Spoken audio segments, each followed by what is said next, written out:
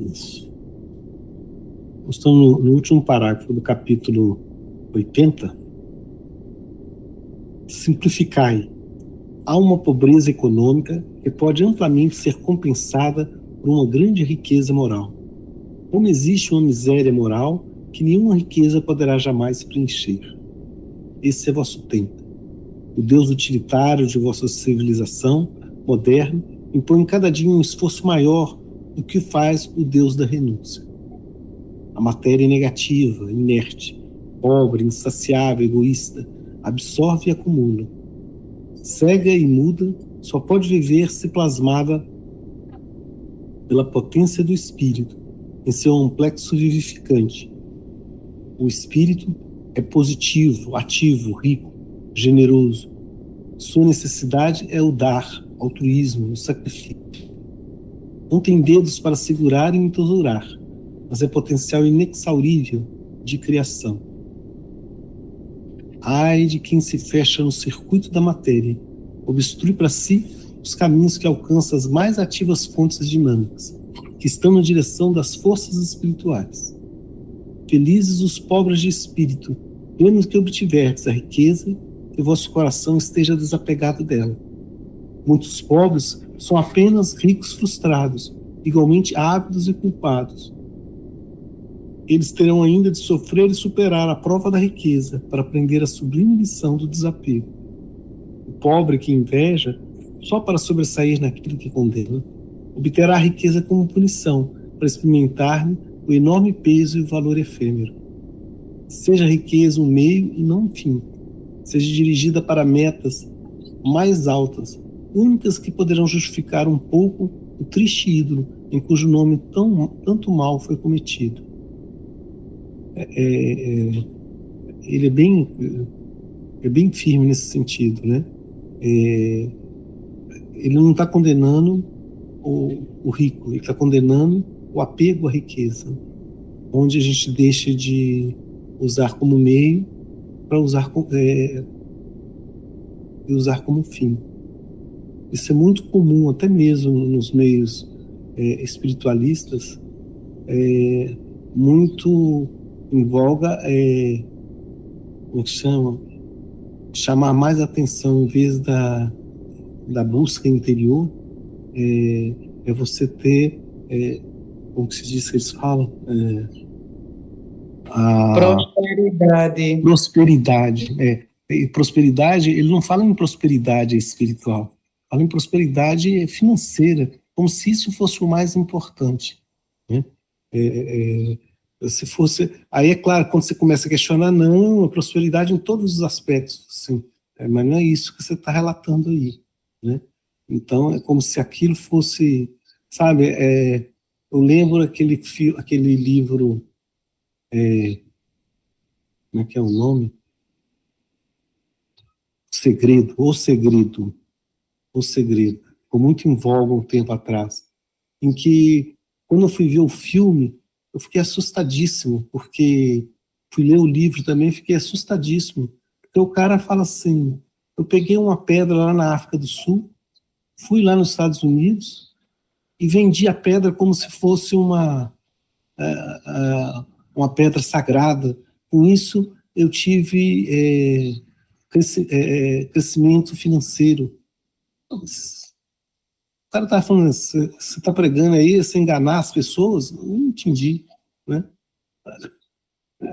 Se você pensar, a coisa acontece.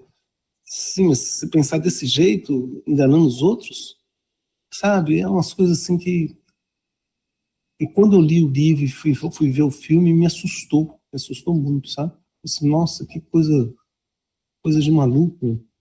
Não sei se vocês viram isso tudo, mas... Muita manipulação, né, Paulo? Muita manipulação. E isso, assim, está vindo à tona muito fortemente agora com essas histórias das betes, né? Os famosos, né? Os influencers daí. Então, acho que está num momento de muita discussão, muita tomada de consciência, mas, assim, é muito forte, né? Porque eles mobilizam as pessoas em função de uma dor muito forte, que é a escassez financeira. Mas é terrível, tá? Tá uma verdadeira epidemia no Brasil. Com a falta de regularização também, né? Precarização mesmo, o que você fala. Precarização do sentimento do outro, pela escassez financeira, como você diz, e é viciante para um monte de... Tem criança viciada nisso. É um absurdo o que está acontecendo. Então, de fato, né? De pessoas se suicidando. Isso é um fato, gente. É porque não se mostra muito essa estatística, até como forma de não tá dando uma visão, né, para essa coisa tão caótica, que é suicídio de crianças, adolescentes, pessoas de idade, senhores que não têm como sobreviver diante dos débitos. Já era crítico e agora está, sim, negócio descabido. Então, aí faz daquilo como se diz assim, aquilo fosse como se aquilo fosse o mais importante. Né? Há uma, como chama, uma diferença muito grande, né? Entre os mais pobres e os mais ricos. Há um acúmulo muito grande de riqueza que não faz sentido. Né? Hoje você tem alimentos que dá para alimentar toda a população mundial. Então não tem por que ter gente passando fome. Você tem roupa que dá para vestir todo mundo do planeta.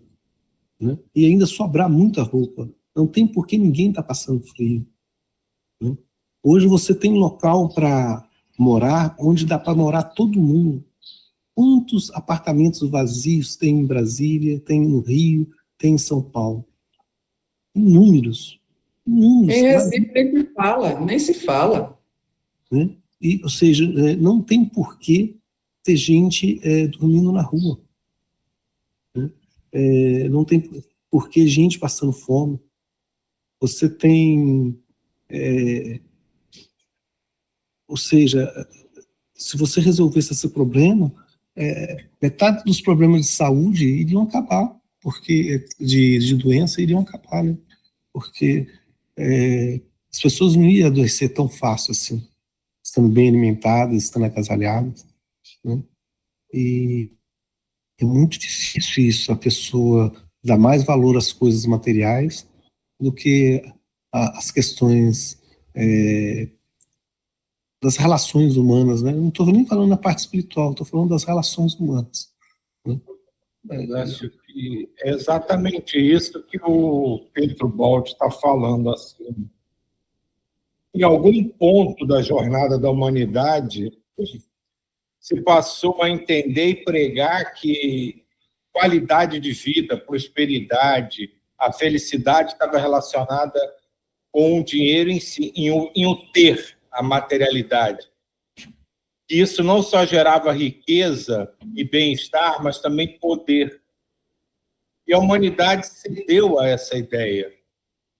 E isso se propagou por, sei lá, desde que a gente se entende por gente, entende a história da humanidade, isso começou a ser pregado em algum ponto e se transformou no objetivo da humanidade materialista e mesmo daqueles que não são materialistas, de que para você ser feliz, para você viver bem, você tem que ter dinheiro, tem que ter casas, tem que ter patrimônio.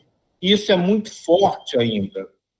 Essa questão da divisão, como o Paulo estava dizendo, que se todo mundo se conscientizasse, dividisse o que tem. Eu lembro da história do Bill Gates, né, que ele falou que se tomassem 99% da fortuna dele, ainda sobrava mais de $1 bilhão. O que uma pessoa faz com esse dinheiro? por mais que ela se conscientize, queira fazer instituições, fundações, o montante de dinheiro parado é absurdo. E isso cai exatamente nessa coisa. O dinheiro está aí para gerar bem-estar, mas não bem-estar como grande parte da humanidade entende. Era para fomentar justamente a fraternidade, o reconhecimento de que todos são iguais e têm que ter as mesmas oportunidades, as mesmas facilidades, as mesmas alegrias. Então, a gente vive num mundo em que 1% detém uma porcentagem absurda das riquezas do mundo e 99% vive lutando para sobreviver e muitos desses em franca miséria. E eles são estimulados a almejar o quê? Para eu me libertar desse mal, entre aspas, que me aflige, eu tenho que ter dinheiro, eu tenho que ser rico. Isso gera não só a ganância, mas gera também a ideia de tomar o que é o dos outros. E aí você entra em várias situações que geram problemas de segurança, porque a pessoa não está pensando em fazer aquilo pela maldade pura e simples, porque ela quer ter aquele benefício da riqueza que os outros têm e ela não tem.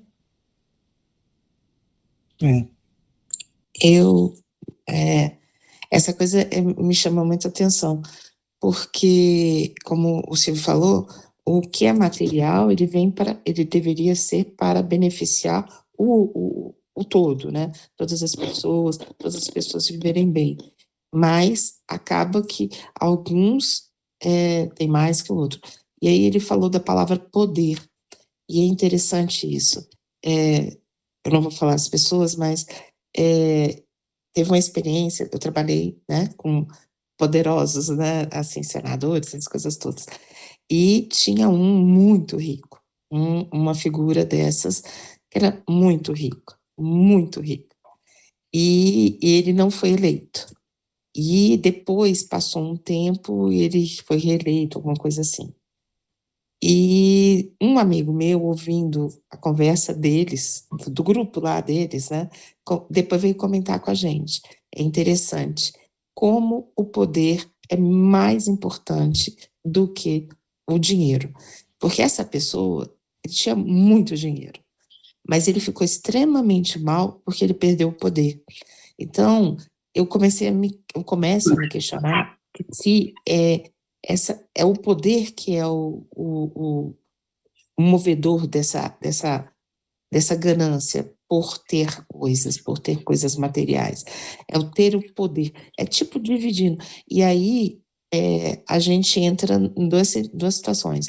O endeusamento do material e a demonização do material. E o material, ele vem para ajudar, ele não pode ser demonizado. E que a gente entra também, às vezes, escapole para esse lado de demonizar o dinheiro, demonizar, né? Que também está errado, não é isso. O dinheiro tem que vir para ajudar a todos, né? Mas por trás tem o poder. E o poder é forte, gente, é muito forte, porque essa pessoa é uma pessoa de muita grana e para ele ficou, tipo assim, ele tinha tudo, mas ele ficou frustradíssimo porque ele tinha pedido o poder, né? Não tinha sido eleito, aquela coisa toda, né? E aí eu vi e falei assim, gente, como é forte isso do poder. E como a gente também não deve entrar na endemonização do dinheiro, do material. A gente teria que realmente ter um trabalho de saber dividir tudo isso, né? Claro. Você tem aquele final do Pai Nosso, que alguns falam e outros não, né? Que vosso é o reino, o poder e a glória. O reino, a riqueza, o poder, a glória, a fama, né? São o que desvirtua muitas pessoas quando, tendo poder, ele acha que o poder é dele. Tendo a riqueza, acha que a riqueza é ele. Tendo a fama, acha que a fama é dele, né? Tudo isso é transitório, tudo isso é passageiro. Então, a gente não pode se apegar a isso. Eu posso ser famoso sem me apegar à fama, né? Me lembra que aquele ator dos Estados Unidos, que anda de ônibus, anda de metrô, ele é famoso aí, ele faz uma série de... Hã? Keanu Reeves? Isso, né? E que mostra que é um cara que é do povão, assim, né? Que anda de metrô, de ônibus, as pessoas encontram ele dentro do ônibus, dentro do metrô, né? E o cara é famoso, mas ele não se deixou, como se diz assim, ser pego pela fama, né? Assim como tem pessoas que são ricas que não foram pegar, só que é difícil, são três coisas, o poder, a riqueza e a fama, são três coisas muito difíceis de lidar, porque alimenta o ego da pessoa, né? Quando a gente consegue passar por uma dessas três provações e continua desapegado, né? Você vê um Francisco da vida, o Papa Francisco, ele tinha poder, né? É o poder da igreja, e ele continuava lavando o pé das pessoas, né? Então, isso é muito interessante. Me parece que esse novo Papa vai seguir um caminho similar, né? Não igualzinho do Francisco, mas similar, né? É um cara que sempre estava trabalhando com o social da igreja, né? Então, apesar de no mundo todo não ser cristão, mas é uma influência muito grande no mundo ocidental, né? A gente acompanha. E isso aí que você falou, Paulo, desse final do Pai Nosso, é o que vem falar contra as três grandes causas de desvio, que é o ego, o orgulho e a vaidade. Que são os três elementos assim que foram mais combatidos tanto pelo Papa Francisco como pelo Francisco de Assis, pelos franciscanos. Justamente isso. A gente vai encontrar o caminho se a gente vencer o nosso ego, o nosso orgulho e a nossa vaidade. Porque aí a gente se torna comum e igual a todo mundo. E é nessa hora que a gente entende. Passar por essas situações de poder, de dinheiro, de glória, e não se sentir atraído, ainda creio que seja muito difícil para qualquer um que esteja aqui nesse momento na Terra. Isso ainda faz parte da gente. E acredito, né, eu falo por mim, em algumas situações você fraqueja, você sente as pernas bambear, quase que eu caio. Mas são oportunidades, não são apenas testes para a gente, não são apenas provas.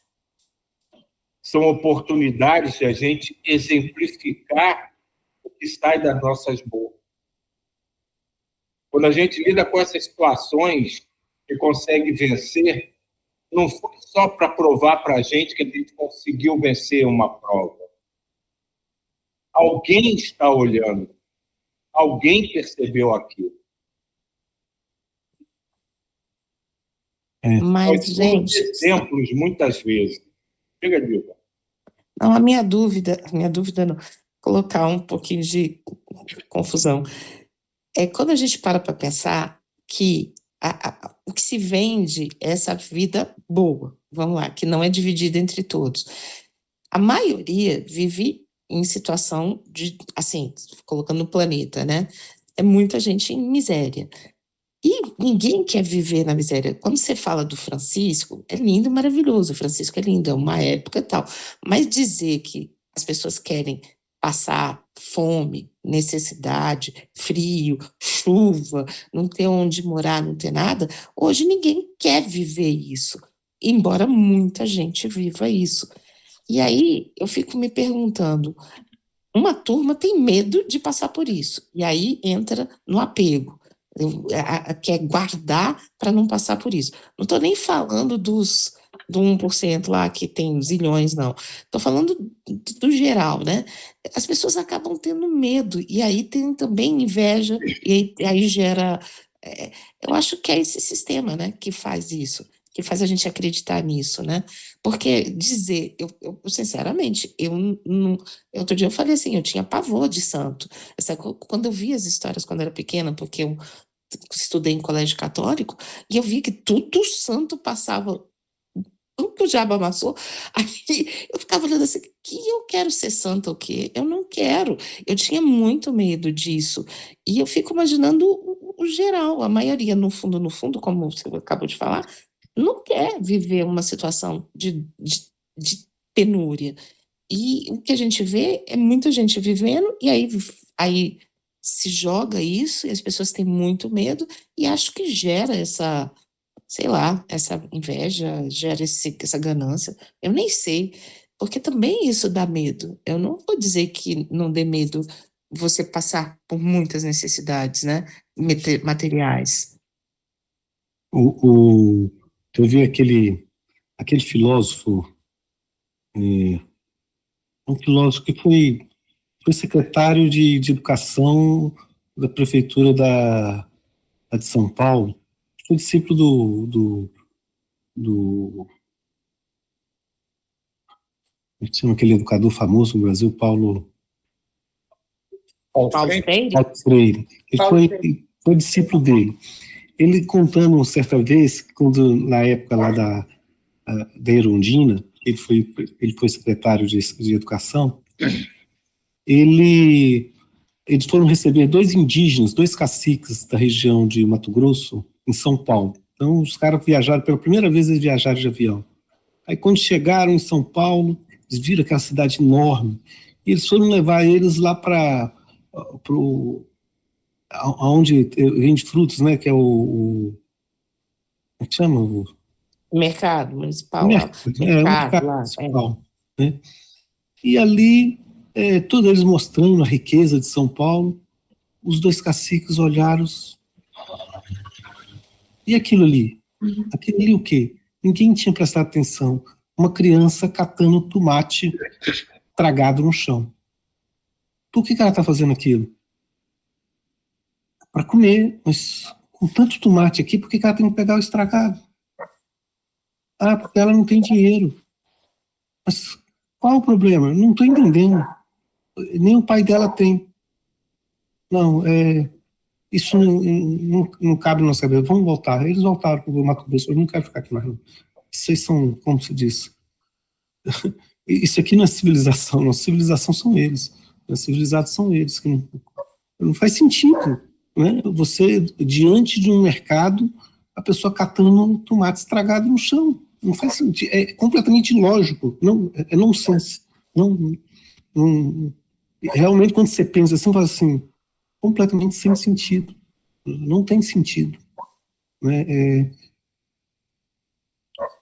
Na visão daqueles 2 caciques, aquilo ali, eles não usavam dinheiro, né? Começou a usar dinheiro quando começou a se relacionar com o branco, né? Se relacionar com o povo ocidental. Mas fora disso não tinha dinheiro, né? Então, eu falo que não faz sentido alguém do grupo passar fome sendo que tem comida. Então, completamente sem sentido. E essa visão que a gente tem, que é a visão de acúmulo de bens, que é a visão muito capitalista mesmo, né? Ela é completamente, assim, nonsense. Para mim é nonsense. Apesar da gente estar vivendo dentro dela, a gente precisar dela porque a gente vive dentro dela, mas é uma sociedade que os seus valores são completamente, para mim, é completamente nonsense. Não sei qual a visão de vocês, mas... Exatamente. Hoje... Diga, Sérgio. Não, ontem, quando eu fui dormir, eu vi um chamado do MSF, que é o Médicos Sem Fronteiras, pedindo que o mundo olhasse para Gaza, porque Israel está fechando o cerco, não deixa chegar nada há mais de 90 dias, não quase um mês, sei lá, muito tempo. Eu não gravei. Mas que mundo é esse que a gente deixa, a gente acorda todos os dias, vai trabalhar, faz isso, faz aquilo, e não se volta contra uma coisa tão desumana que está acontecendo, que é uma guerra. E nada é feito, é uma coisa impressionante. Nada é feito. As relações de poder são muito esquisitas para quem para pensar. E voltando ao que a Diva estava levantando, existem 2 pontos, né, que são muito claros. Primeiro, é em relação aos santos, sofrimento dos santos. Da mesma forma que a Igreja, no passado, quis criar uma temência a Deus, então você não respeita, você não entende, você não ama, você tem medo de Deus, ela criou essa ideia de que para ser santo você tem que ser mártir. E é lógico que santo não precisa ser mártir. E devem ter tido pessoas na história da humanidade que foram muito mais santas e não foram mártires e não apareceram para a igreja. Não cumpriam o papel que a igreja queria naquele momento. Você pegar pessoas como Chico Xavier e o próprio Divaldo, jamais vão ser santos, primeiro porque a igreja não vai reconhecer um espírita como santo. Mas se eles fossem católicos ligados à igreja de alguma forma, com as doenças, talvez eles fossem beatificados, santificados. Então, essa coisa, o santo sofre, mas sofre porque era a ideia imposta numa época que ela tinha esse propósito. E essa coisa do todo mundo tem medo ou quer, é a ideia que vai sendo colocada na nossa cabeça pelo capitalismo, e isso é muito forte. Antigamente era mais forte no mundo ocidental, agora o mundo oriental também está muito recheado desse malefício do desejo material. Mas isso é a mentalidade que gira. Quando você começa a compreender, né, o exemplo dos caciques do Paulo, você não entende por que funciona assim. Mas por que isso? Por que não simplesmente divide? Por que não é de todos? Enquanto a gente pensar que a felicidade está em ter, ou a vida tranquila, a vida boa, está em ter, vai ser difícil lidar com isso, até para a gente mesmo, vamos ser honestos. Ninguém quer ficar, como se diz, pobre. Ninguém quer ficar esperando a divisão de um prato de comida, porque nós fomos criados dentro dessa ideia. O meu sucesso é ter um trabalho que me dê um bem-estar, e esse bem-estar vem o quê? Vem com dinheiro, vem com uma moradia confortável, vem com tudo isso. Para mim, e nessa hora, não adianta dizer que a gente pensa nos outros, que provavelmente não pensa. A gente pensa na gente. Poxa, consegui, eu tenho uma vida tranquila. Agora eu posso ajudar os outros. Mas a gente critica os bilionários, mas também a gente só divide o supérfluo da nossa vida. Dificilmente alguém divide o que vai restringir o seu bem-estar ou da sua família. Não, isso aqui sobrou, então eu posso doar, eu posso dividir. Mas quem vai dividir? Vou vender minha casa para morar numa casa melhor e dar 3 casas para quem não tem. Eu vou diminuir a quantidade de carne, de comidas para mim, que eu não preciso comer tanto, que eu já estou até gordinho, para distribuir mais alimento. Então, embora a gente esteja trabalhando e se melhorando e tentando fazer as coisas, nós ainda temos um egoísmo forte e ainda olhamos primeiro para a gente. Isso vai sendo trabalhado. daqui a sei lá quantos anos, a gente vai conseguir pensar assim, não, como os caciques. Isso é um absurdo. Por que eu tenho que morar num apartamento de 4 quartos, comer carne todo dia, e não posso morar num apartamento com 2 quartos, que é suficiente para a minha família, não posso comer carne uma vez por semana e dar mais alimento, dividir o meu com os outros. Tudo isso é aprendizado. Então, tudo isso faz parte das nossas provas. Tudo isso faz parte do nosso aprendizado, do nosso despertamento. A gente já entende, mas não pratica. Em breve, eu espero que a gente comece a praticar isso. E essas figuras icônicas, né? Vou citar mais uma vez Francisco de Assis, que a gente acha que passou perrengue pela escolha que fez, certamente não. Como Cristo, o sofrimento de Cristo na cruz. Cristo não sofreu na cruz. Ele já veio sabendo que aquilo foi opção dele, como foi opção de Francisco, como foi opção de tantos outros. Então, aquilo não mexeu com eles. São 8h33. É isso mesmo. Ele vai falar justamente a função da dor na próxima semana, justamente mexendo com isso, né? E só para finalizar aqui, eu lembro que tem um jogador da Europa, um senegalês, que joga na Europa, acho que é Mané. Ele pega parte do dinheiro dele todo, em vez de comprar carro de luxo, ele construiu um hospital, ele paga escola na região de onde ele veio, ele ajuda todas as famílias da vila que ele nasceu, e sem ficar divulgando isso para Deus e o mundo, como se diz, eu sou tal. Não. Aí ele fala, eu prefiro ver os meus bens bem do que... Para que eu preciso de uma Ferrari se um outro carro comum me satisfaz? Muito interessante. É incrível a história desse jogador, incrível. Todos pensássemos assim, né? Quanto mais a gente poderia fazer.